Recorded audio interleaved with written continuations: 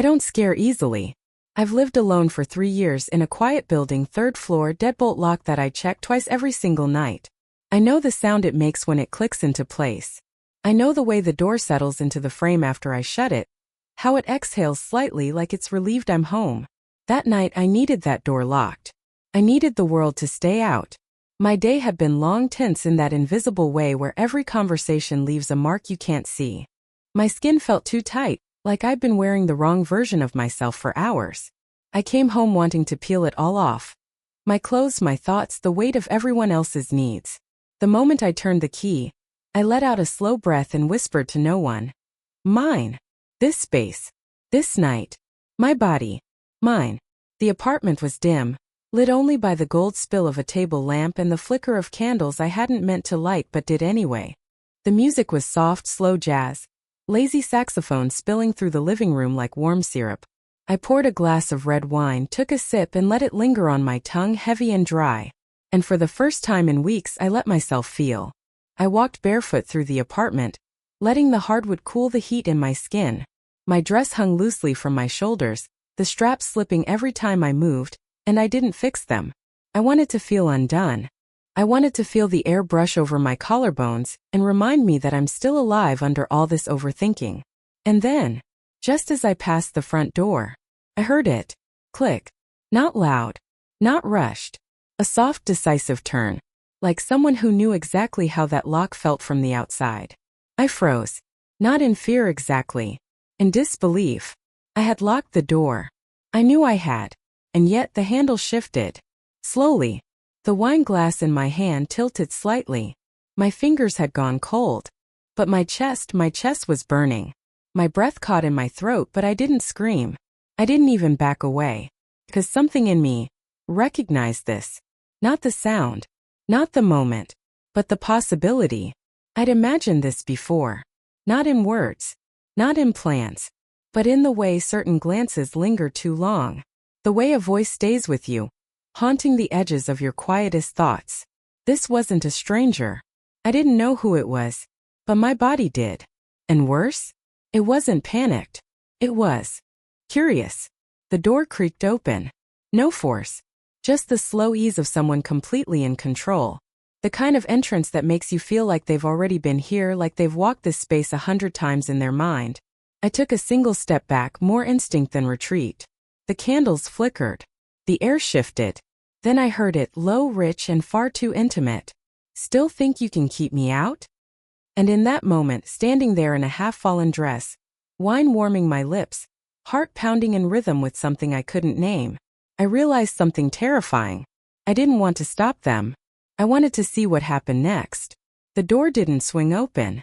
It just widened enough for a silhouette to fill the frame, tall, steady, unhurried. My mind screamed questions, but my body stood perfectly still, caught somewhere between instinct and desire. I should have asked who it was. I should have stepped back, closed the distance to the phone, said something, anything. But I didn't, because I knew that scent. Not immediately, not with my mind, but with my skin. It floated in like a memory I hadn't meant to keep. Faint cologne, warm leather, the soft spice of someone who once leaned too close, for too long, and made me forget my own name. Then came the voice. Low. Controlled. Closer now. You didn't really think I'd stay away, did you? I swallowed hard, the wine suddenly sharp in my throat. His tone wasn't angry, it was worse. Calm. Confident. That slow-burning kind of male attention that wraps itself around you before you notice it's already under your skin. He stepped inside. The door clicked shut behind him, but he didn't lock it. He didn't need to. The lock wasn't what was keeping me here. His eyes met mine and everything between us tightened. We didn't move. Not at first. The room was thick with what we weren't saying. I should have asked how he got the key. But I was too busy remembering the last time we stood this close, weeks ago, maybe months, in a hallway too narrow to be innocent. He'd brushed past me then, lips inches from my ear, and said nothing. But the way he looked at me afterward made me feel like he had. And now that same look was back. But we weren't in a hallway anymore. Say something, he said, a smile twitching at the corner of his mouth. I couldn't. My throat had closed around every rational thought I had. I turned away just enough to breathe. My skin felt hot under the thin fabric of my dress, Heat blooming low in my belly, slow, steady, undeniable. He didn't touch me. Not yet. But he moved behind me. Close enough that I could feel the warmth of him, the gravity he carried. My breath shortened, pulse fluttering against my collarbone like it wanted out. "You locked the door," he murmured, voice grazing the back of my neck. His words weren't accusatory. They were curious, like he wanted to know why. To keep him out, or to make sure no one else came in. I stayed still. My body didn't know how to retreat, it only knew how to lean back. Slightly. Barely. But enough. His hand hovered just behind my hip, not touching, just present. And somehow that made it worse. My whole body went quiet, tuned to that space between almost and too much. "You left the key under the mat," he whispered. Confession? Or an accusation? I didn't remember doing it. But part of me, God help me, wondered if I had. A breath escaped me. Shaky. Not from fear. From anticipation. And then, just when I thought I couldn't stand another second of stillness, his hand finally touched mine. Not a grab. A brush. Soft, deliberate, electric. And I didn't pull away. His fingers didn't grip. They didn't even press. They just rested on top of mine. Barely there, like a suggestion, a question, a dare. But my body betrayed me in an instant. The moment I felt him warm skin grazing across my knuckles, I let out the smallest, weakest breath. One of those exhales that says everything you were trying not to. He heard it. I could feel the way his energy shifted. The tension between us wasn't subtle anymore. It was thick, dangerous, and almost impossible to pretend we hadn't wanted this. Almost. I turned slowly, our hands brushing apart, and faced him fully for the first time. God. The look in his eyes. It wasn't lust. Not exactly. It was possession tempered with patience. The kind of heat that waits, but only because it enjoys watching you come undone on your own. He scanned my face like he was reading something I hadn't written yet. No smile. Just that unbearable stillness. "You should tell me to leave," he said softly. It wasn't a threat. It was mercy. A final exit, offered with more temptation than warning. And for a flicker of a second I considered it. I really did. I thought about how wrong this was. How complicated. I thought about the line we'd drawn the last time this almost happened. Back when we agreed we'd keep things normal. But here he was. In my space. Using a key I hadn't meant to leave for him. Or maybe I had. Maybe this had been building since that night on the balcony. The one where he leaned in too close with that slow grin and told me I looked dangerous in red.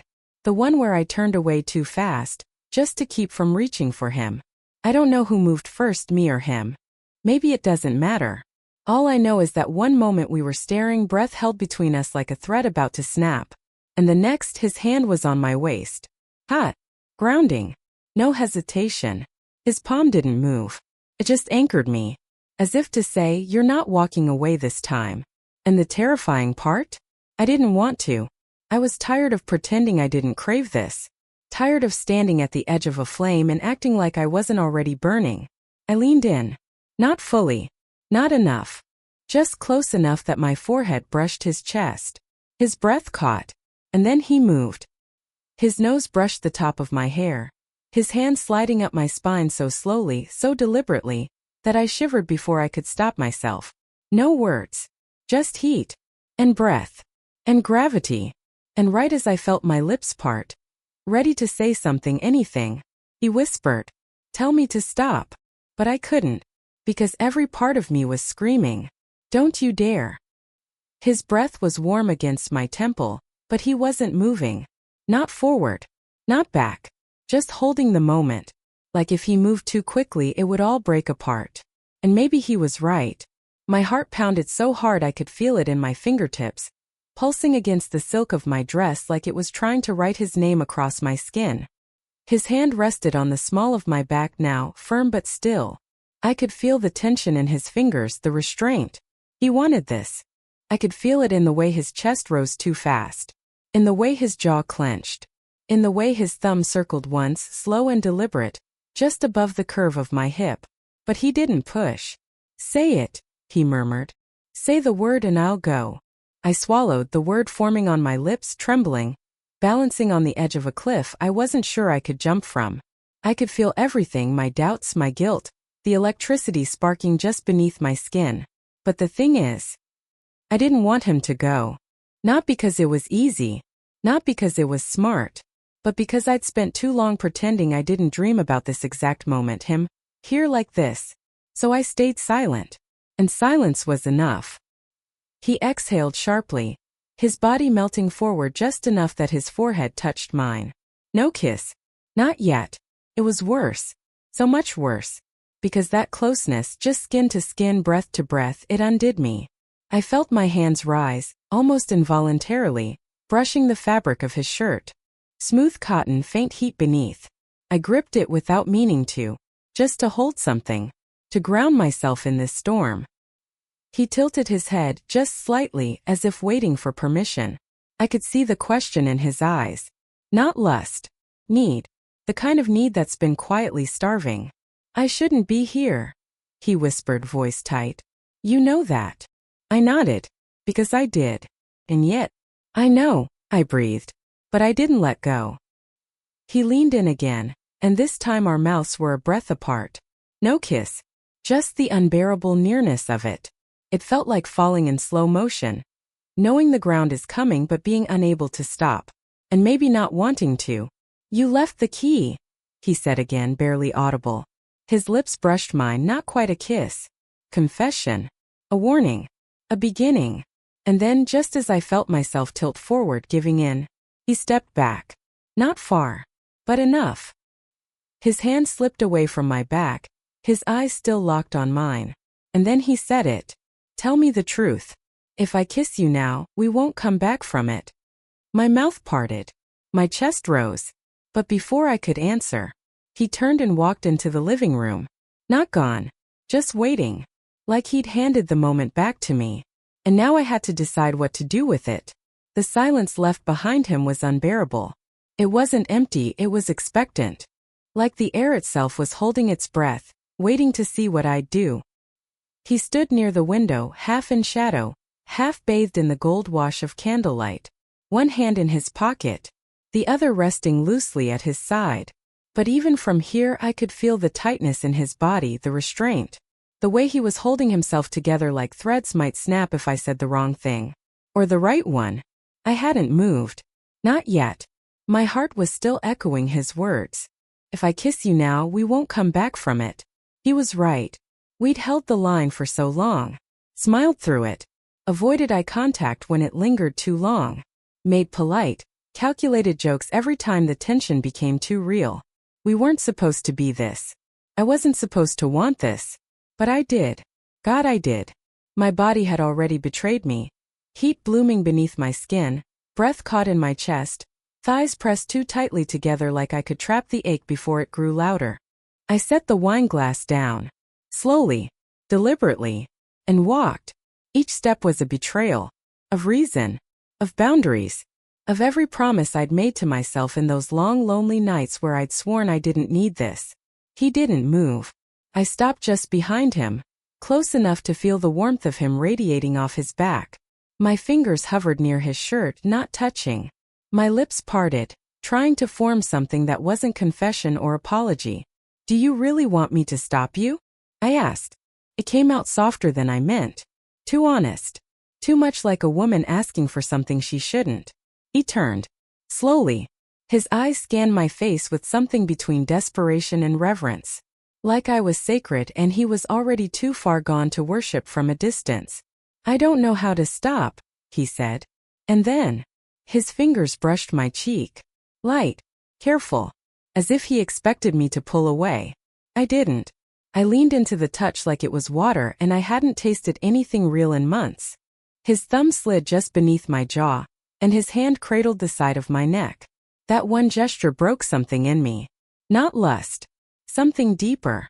Like all the loneliness I'd been swallowing finally rose up, and met him in that space between our bodies. He leaned in. Not to kiss. To rest his forehead against mine again. But this time I moved first. My hand slid under his shirt. Slow. Testing. His skin was warm and taut, his breath catching as my palms flattened against his stomach. And then, finally, his lips touched mine. Not rushed. Not desperate. Just inevitable. The kind of kiss that knows exactly how long it's been waiting. How many nights it's haunted your thoughts. How many rules it's about to break. I melted into him before I could think. And maybe that's what made it so dangerous. There was no hesitation. No performance.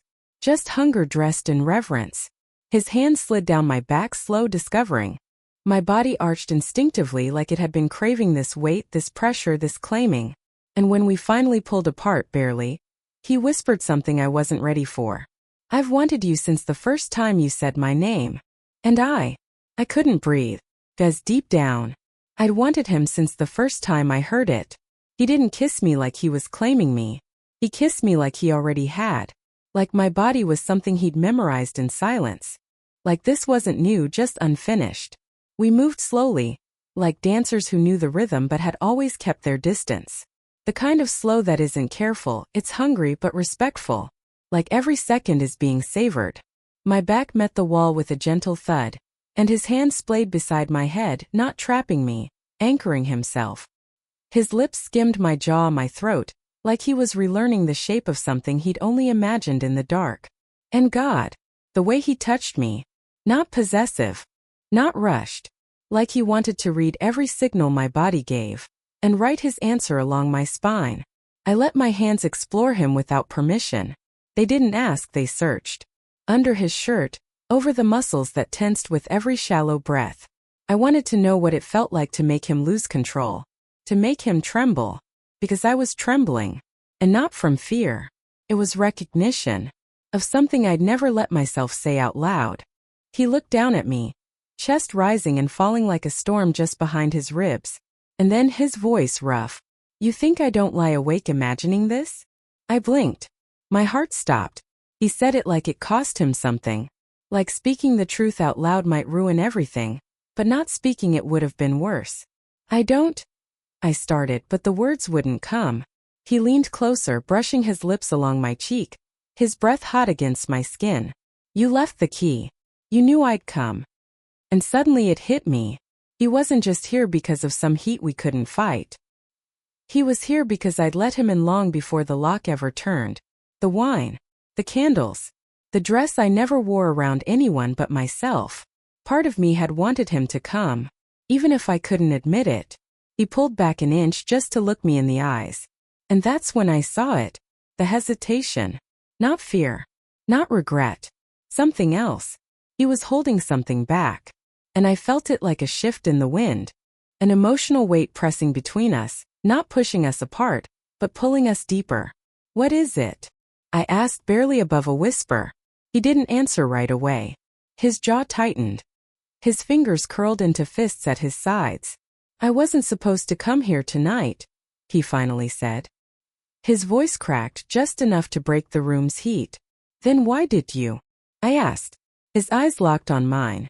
And when he answered, it wasn't lust. It was a confession. Because I found the letter. My blood ran cold. My breath hitched. What letter? And then I remembered. The one I wrote weeks ago, drunk and furious with myself. Shoving all my feelings onto a page I never meant anyone to see. The one I hid. But apparently not well enough. My chest tightened. Because suddenly, this wasn't just about bodies colliding in the dark. This was about something much more dangerous.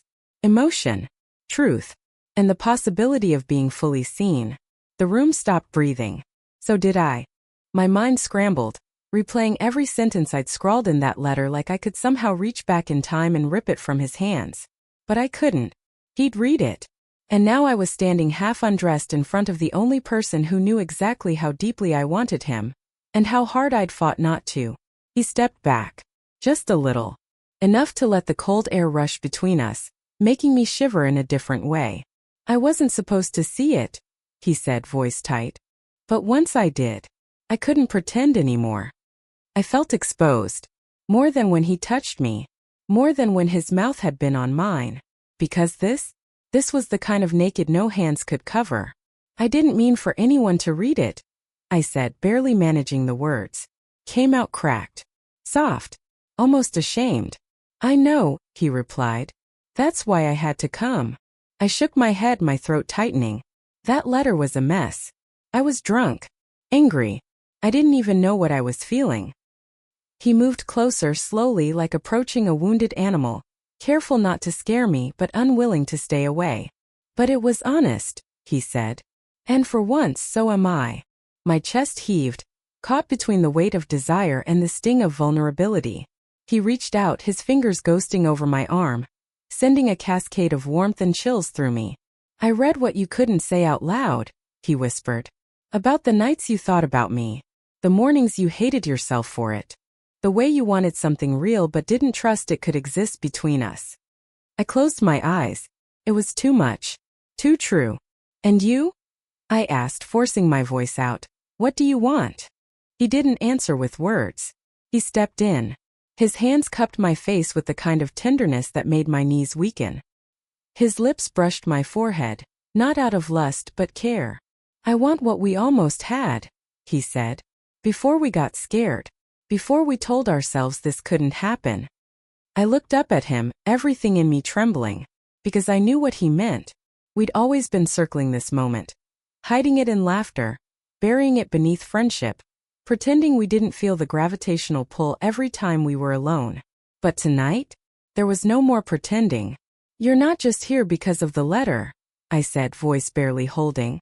No, he whispered, brushing a strand of hair from my cheek.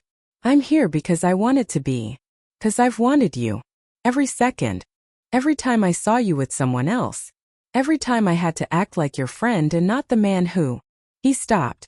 Swallowed the words. Say it, I breathed. His eyes burned into mine.